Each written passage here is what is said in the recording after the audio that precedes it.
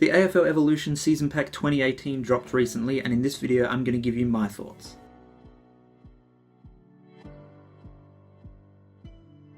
Hey guys, thanks for clicking on this video. Remember, if you like it, subscribe and make sure you check out all our other AFL related videos. Now onto the AFL Evolution Season Pack 2018, and one of the first things I want to start to talk about is the addition of the new state leagues. We got Waffle, Sandful and Neefle. Now obviously these aren't the first state leagues we've had in this game or in other AFL games. We've had VFL and TAC Cup as well as NAB Under 18 Championships, but this is the first time we've had Waffle, Sandful and Neefle added to the game, and I gotta say I'm pretty happy with this. Being a WA footy fan, it's exciting to have these Waffle teams finally in the game, and it's also pretty cool that Sandful and Neefle got added as well. How can you complain when we get 3 new leagues added, right? So while the leagues and the teams and their logos and their Guernseys and all that are licensed, obviously the teams and the players themselves are not licensed, which is okay for someone like me who follows the Waffle but doesn't know the players inside and out like I do at an AFL level. If you are a die-hard State League fan and you know these lists inside and out, then you might be disappointed that there's no players that are licensed. I don't think Wicked Witch can do anything about that when it comes to licensing. That's one of the troublesome issues, and at least we have the teams in there, right? There's always the player hub where you can build your custom players. Now, the one thing I do want to talk about is gameplay at a state level. I dabbled in the VFL and the TAC Cup a little bit, both in pro mode and just in regular play. The first thing you notice when you play at Waffle level is that there is a substantial difference in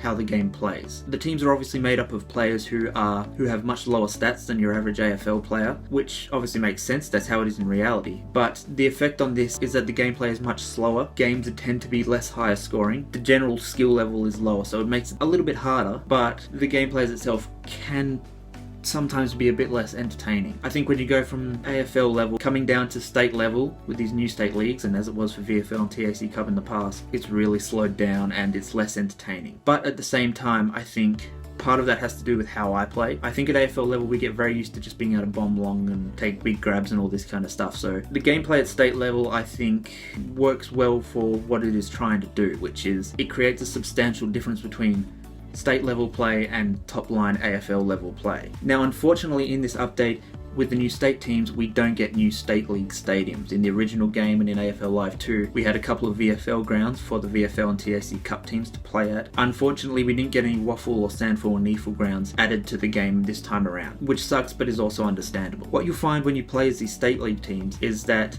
they'll play at the stadiums within their state. So Waffle teams tend to play at Optus Stadium and Domain Stadium, which still is in the game despite not being a part of the AFL season anymore. Sandful teams will probably play at Adelaide Oval, and Neefle teams will play at the different grounds in their league. So something that I also think is worth pointing out, that again has been part of the game since day one, but I haven't really delved too deep into it, is just the atmosphere at the different grounds. So basically what I did to get a more realistic feel for when I played my first few games of Waffle football was played these at the state grounds, at the VFL grounds. So I played a couple of games at like Port Melbourne and stuff like that. Wicked Witch have done a great job of nailing the atmosphere and the difference between the big stadiums at AFL level and some of these smaller state grounds. There's a real cool atmosphere that feels quite accurate to these state games when you play these smaller grounds, and so that was pretty cool to try out some of those Waffle teams and some of those other state league teams at those VFL grounds. Unfortunately, I don't think we can edit the default home grounds of the different teams, so when you launch into a career mode or be a pro mode or anything like that, you're going to have to play at whatever stadium they've given, so be that Optus, Domain, Adelaide Oval, whatever it may be, which is unfortunate because I would have loved to be able to have those teams play at Port Melbourne, Bendigo, some of these smaller VFL grounds. One of the things I've noticed while playing Waffle games, and I'm sure it's the same for Sandful and Neefle games, is that the AFL affiliate teams are quite strong. So in this case, Peel Thunder, East Perth, are kind of powerhouses, and it's pretty obvious why. The majority of their lists are made up of AFL listed players, so when the rest of the league has statistics, overall statistics of 40s, 50s, 60s, and they're going up against AFL players in the 60s, 70s, 80s, you can kind of see how those teams become powerhouses. One of the new additions to the game is of course Optus Stadium. Nothing to complain about here, it looks great, it looks stunning. Having been to the ground a few times myself, it looks magnificently real within the game, so they've done a great job here. Another one of the new additions is Heritage Guernseys. Now in the past we had Indigenous Guernseys, these have been replaced by Heritage Guernseys. Again, I just think this comes down to scheduling. The big problem was that here we are almost halfway through the AFL season and we still don't know a huge amount of the designs for the majority of the team's Indigenous Guernseys. This is the kind of situation that Wicked Witch found themselves in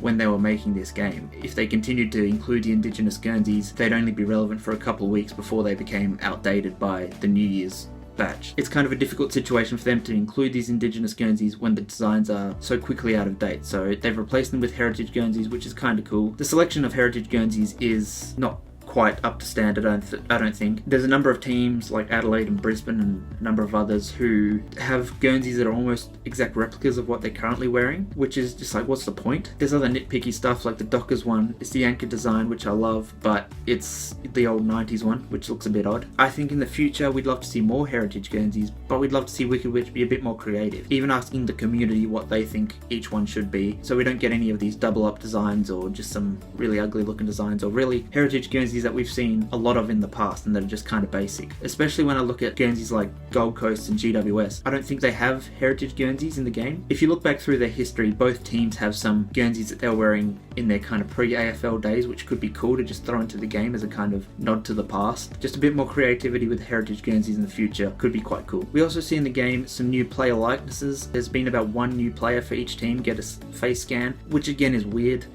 We know they went out to the clubs and got a bunch of new face scans, so whether those other players are not ready and they're going to be added at a later date or what, I don't know, but they've only gone for one player per team pretty much. Why would you go to the trouble of going all the way to the club just to face scan one player? In saying that, these players do look great, and I think I said it in the initial release that a lot of the AFLW face scans look better than some of the men's face scans, and I wonder if that was because the AFLW was at a much later date, and so therefore by that stage the Wicked Witch team had kind of got much better at face scanning players and getting it right and accurate. And again, we see that here where a lot of these players who have been added with their new face scans in Season Pack 2018, their face scans are a lot better and a lot more realistic than a lot of the earlier guys, which is saying something because a lot of the face scans in the initial game were quite good and quite strong and quite realistic. So I think they're getting better at this technique and this process, so hopefully in a future update or in AFL Evolution 2 we just get most, if not all, of the players in the AFL face scanned in. Get the majority of the playing list for each team face scanned in.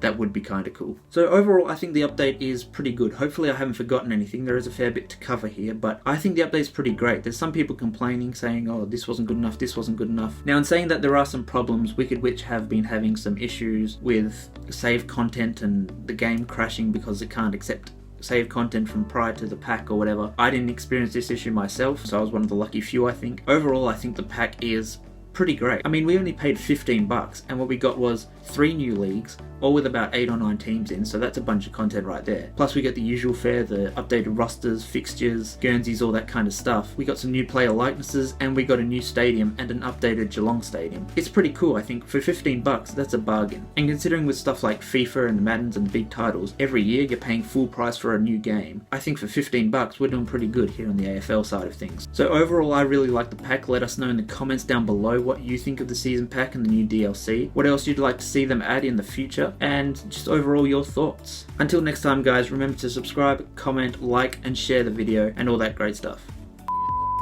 Hey guys, thanks for checking out this video. Remember, if you like it, subscribe and